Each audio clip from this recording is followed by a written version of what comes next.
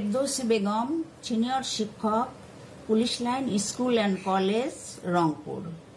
প্রিয় শিক্ষার্থীরা, তোমরা কেমন আছো? আশা করি সবাই ভালো আছো। আজকে আলোচনা করব উপসর্গ ও সমাস। উপসর্গ বলতে আমরা কিছু ভাষিক উপাদানকে বুঝি, যেগুলো শব্দের আগে বসে শব্দ তৈরি করে। উদাহরণ দেখো, উদাহরণের সাহায্যে বোঝাই। উদাহরণ যেমন হাড় একটি শব্দ। এর পূর্বে আমরা যদি উপ এই উপসর্গগুলো যুক্ত করি, তাহলে কি হয়? যোগ হাড়, হাড়।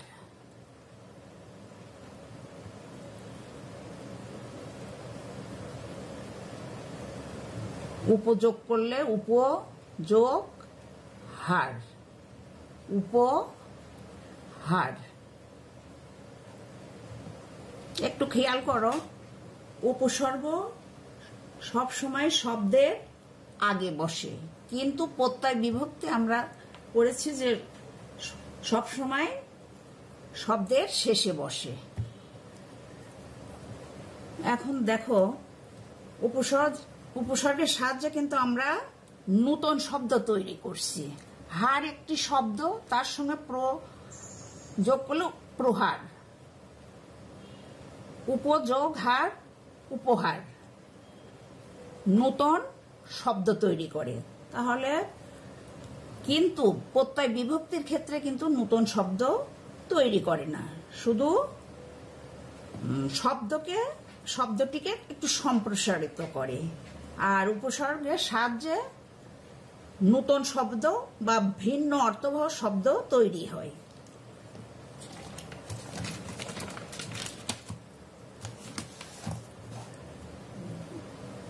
এরপরে দেখো সমাস।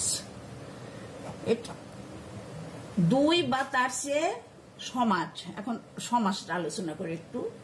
দুই বা তার চেয়ে বেশি শব্দ যুক্ত হয়ে একটি শব্দ তৈরির প্রক্রিয়াকে সমাস বলে। যেমন উদাহরণের সাহায্যে আমি বুঝাই। উদাহরণ যেমন খেয়া পারাপারের পাড়ের ঘাট।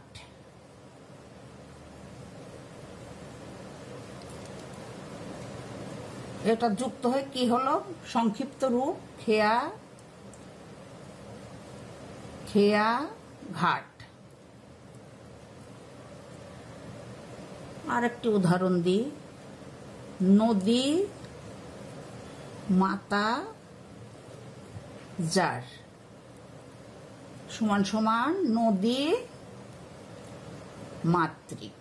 বাংলাদেশ নদী মাতৃক দেশ, তাই না? তো দেখো, এটা সংক্ষিপ্ত আকারে দুই বা তার চেয়ে বেশি শব্দ একসঙ্গে যুক্ত হয়ে একটি শব্দ তৈরি হচ্ছে। এখানে খেয়া পারাপারের ঘাট মানে খেয়াঘাট, খেয়াঘাট যেখানে যাত্রীরা পারাপার করে। নদী মাতা যার, নদী মাতৃক। সমাজ এই পর্যন্ত। উপরের শ্রেণীতে তোমরা বিস্তারিত জানতে পারবে আরো পড়লে। এখন দেখো শব্দের শ্রেণী বিভাগ।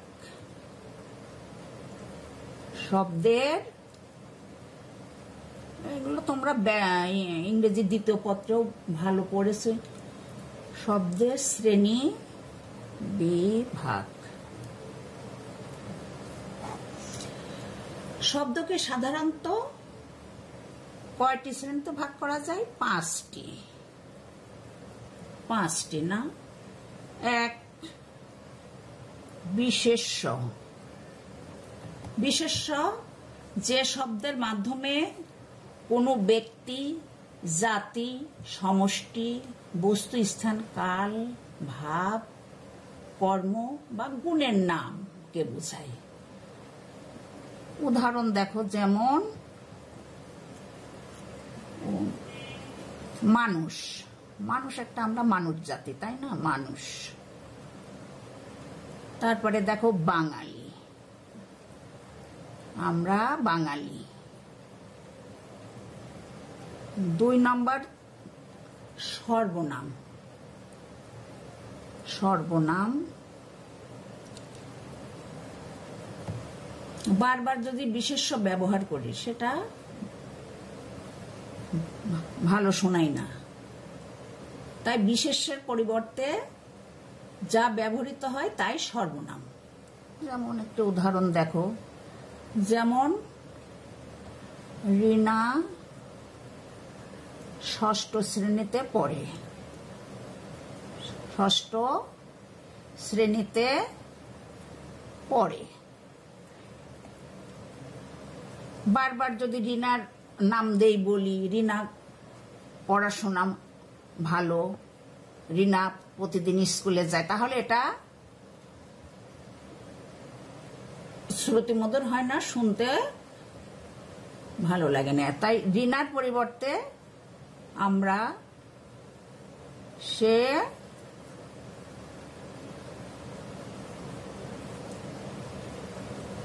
পড়াশোনায় খুব ভালো। এই যে রিনার পরে যে সে, এটা হচ্ছে সর্বনাম। এরকম আছে, বহু বচনের ক্ষেত্রে থাকে সে, তার, তাহার, তারা, এরকম আমরা এগুলো সর্বনাম। এরপরে দেখো অব্যয়। 2টি শব্দ বা ভাবকে একসঙ্গে প্রকাশের জন্য আমরা যে শব্দগুলো ব্যবহার করি সেগুলো অব্যয়।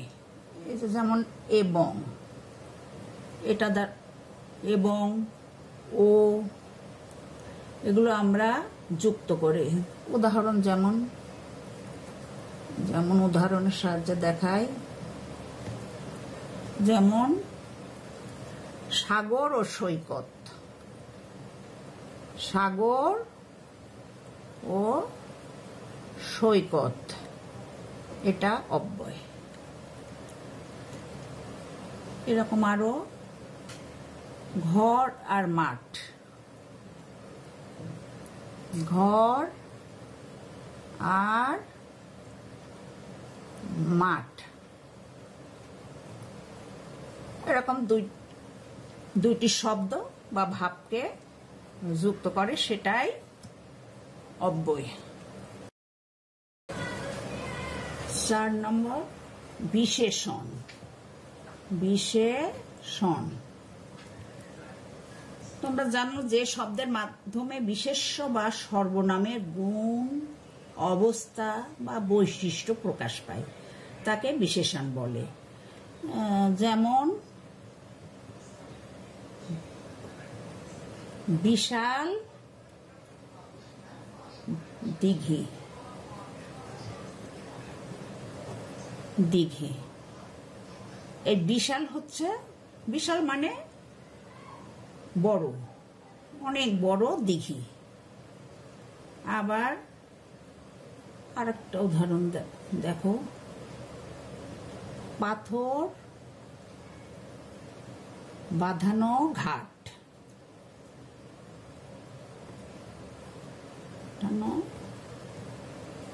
ঘাট, এটাও দেখো, এই যে পাথর বাঁধানো, এটাও কি বাঁধানো? পাথর দিয়ে বাঁধানো। এগুলো বিশেষণ। এরপরে তোমরা আসো ক্রিয়া 5 নম্বর। ক্রিয়া ছাড়া তো বাক্য হয় না। সব যে শব্দের দ্বারা আমরা কোনো কাজ করা বুঝি তাকে ক্রিয়া বলে। উদাহরণ দেখো, যেমন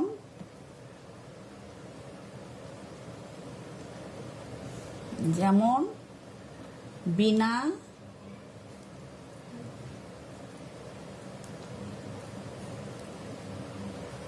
বিনা বই পড়ে, বই পড়ে।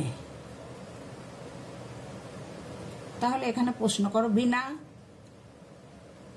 কি পড়ে? বই। এই পড়াটা ক্রিয়া। আরো আরেকটি উদাহরণ দেখো,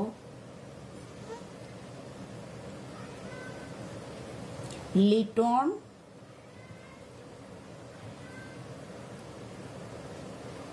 লিটন বল খেলে। লিটন কি খেলে? বল। এই খেলেটা হচ্ছে ক্রিয়া। এই ক্রিয়া আবার 2 প্রকার। 1 নম্বর সমাপিকা। সমাপিকা ক্রিয়া।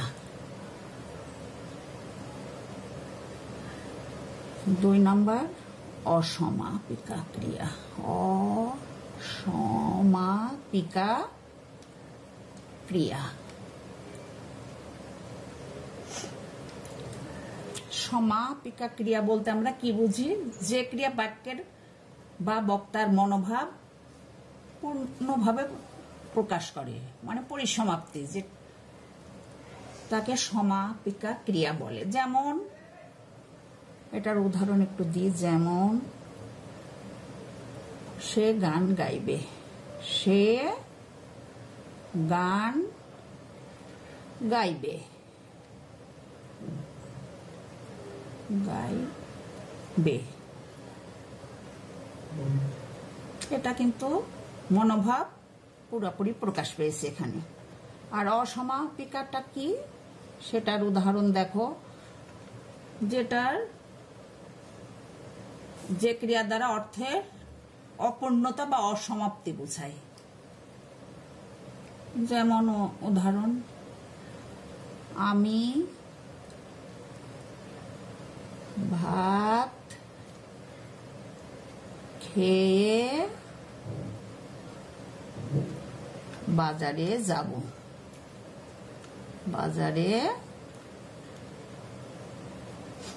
এটা কিন্তু শেষ হয়নি। ভাত খাওয়ার পরে তারপরে বাজারে যাবে। তাহলে এখানে খেয়ে হচ্ছে, এখানে এটাকে বলে অসমাপিকা ক্রিয়া।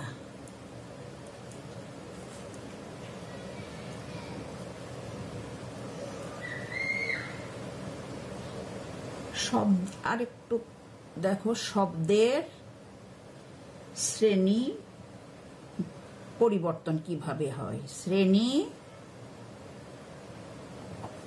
বা সং বর্গ পরিবর্তন। বইটি ভালো করে পড়লে তোমরা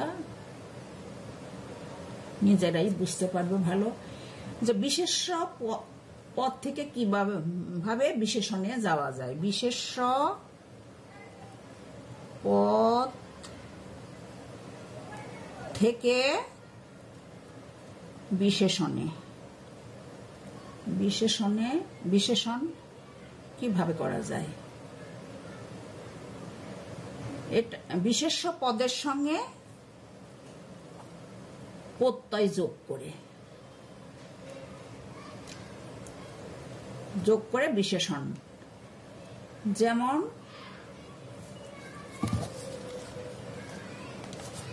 যেমন দেখো, বিশেষ্য হচ্ছে জল। বিশেষ্য জল। আর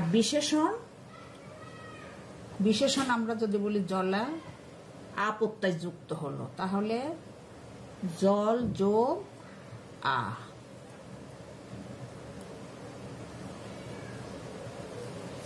এখানে সরেয়া প্রত্যয় যুক্ত, তাহলে বিশেষ্য থেকে বিশেষণে গেলে প্রত্যয় যুক্ত হয়, আর বিশেষণ থেকে ওই উল্টা নিয়মটা, বিশেষণ যেটা বিশেষণ থেকে বিশেষ্য।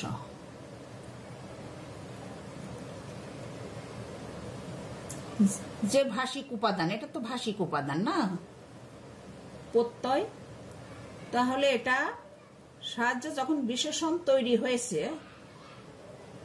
তখন এটা বিচ্ছিন্ন করলেই আমরা বিশেষ্য পদ পাই।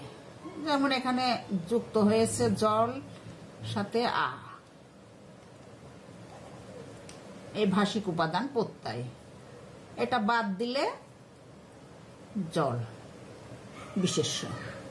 আজ এ পর্যন্ত, আগামী দিন ইনশাল্লাহ আবার কথা হবে। তোমরা সবাই ভালো থাকো। আল্লাহ হাফেজ।